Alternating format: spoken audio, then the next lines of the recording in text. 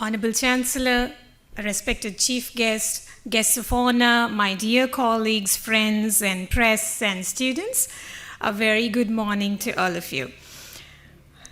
And women and men, I wish you an Equal Partners Day today.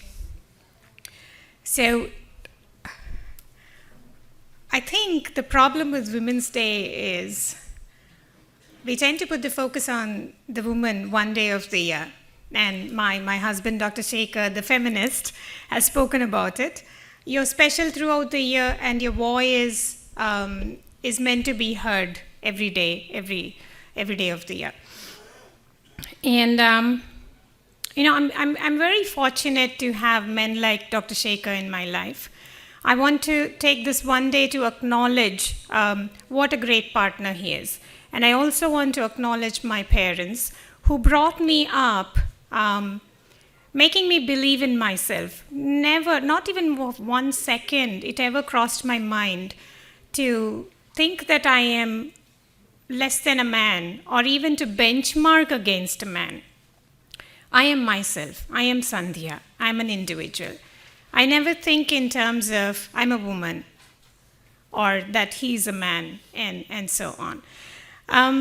So I come from privilege in that sense of the word, that I was brought up to be an equal. And it's not a surprise that I found myself to come to VIT and study here.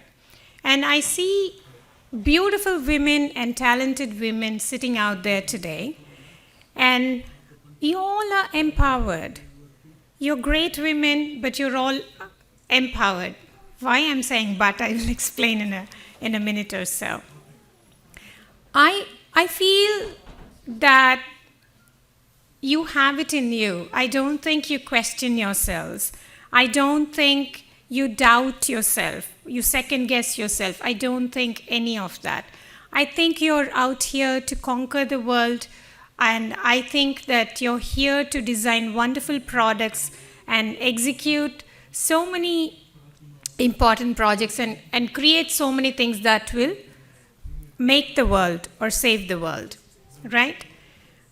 But what about the women outside the compound walls of this university? There are young girls who do not have proper mentors. They are underprivileged girls who are unable to get an education. I want you to give a helping hand, pull them up. In empowering other girls and women is your true empowerment. That is the one thing I want to say to you. And I'm going to step back and maybe make this a little lighter. What do women want? That's a question we've all heard. And it is not $1 million question, but $1 billion question. Why is that? It is $1 billion question for the simple reason that it is not fair to generalize an entire gender. How can you answer the question what women want when what I want is very different from what you want? What he wants is very different from what you want out there. So why should we go about generalizing what women want? Women are heterogeneous, and there is beauty in it. They're career women, they're homemakers, then there are people in between who try to balance both. Okay? And talking about that, there is no one way to lead a life. You can be a homemaker, you can be a career woman, you can be whatever you choose to be, as long as it's your decision.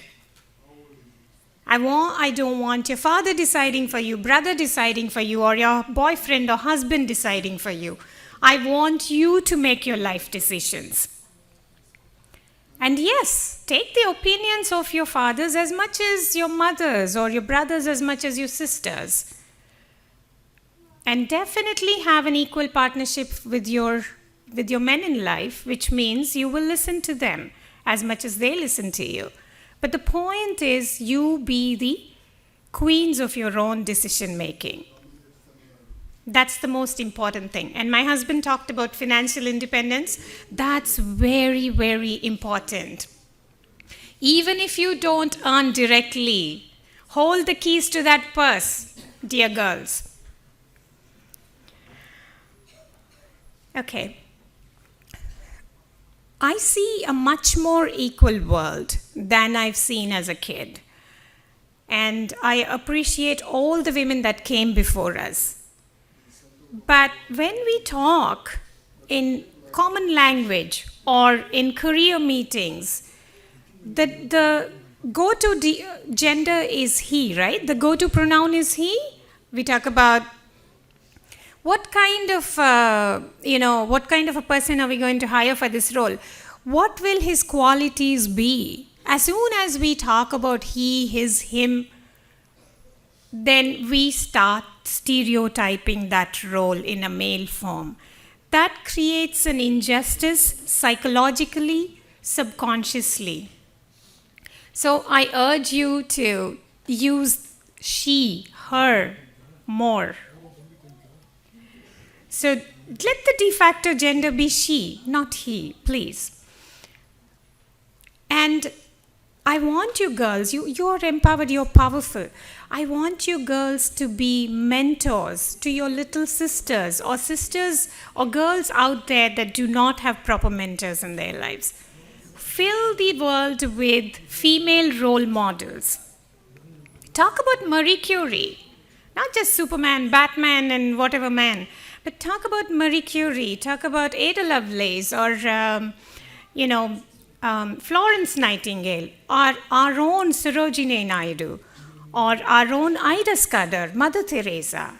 Fill the world with female role models. And then watch the world change one step at a day. One step a day. And I've noticed another thing, I've seen my parents, I've seen my friends, my colleagues, my peers, and I'm seeing my juniors. What I notice in all of these, and they're great men, by the way, but a lot of men realize the importance of women's empowerment when it comes to their daughters.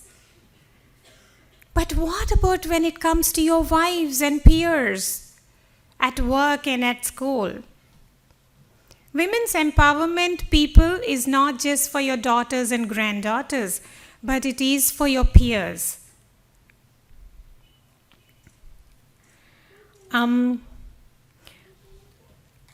I want to salute, I want to end this because, there are other great people we're going to listen to. I want to end this on one single note. You're going to do a lot of wonderful things, both women and men out here.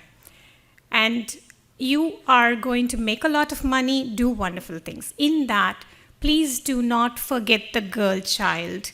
Not all girl children are economically weak or without mentors, but there are a significant number of girl children in our country without means to excel. I want you to help one girl child at least in your life. With that, happy Equal Partners Day. Thank you all.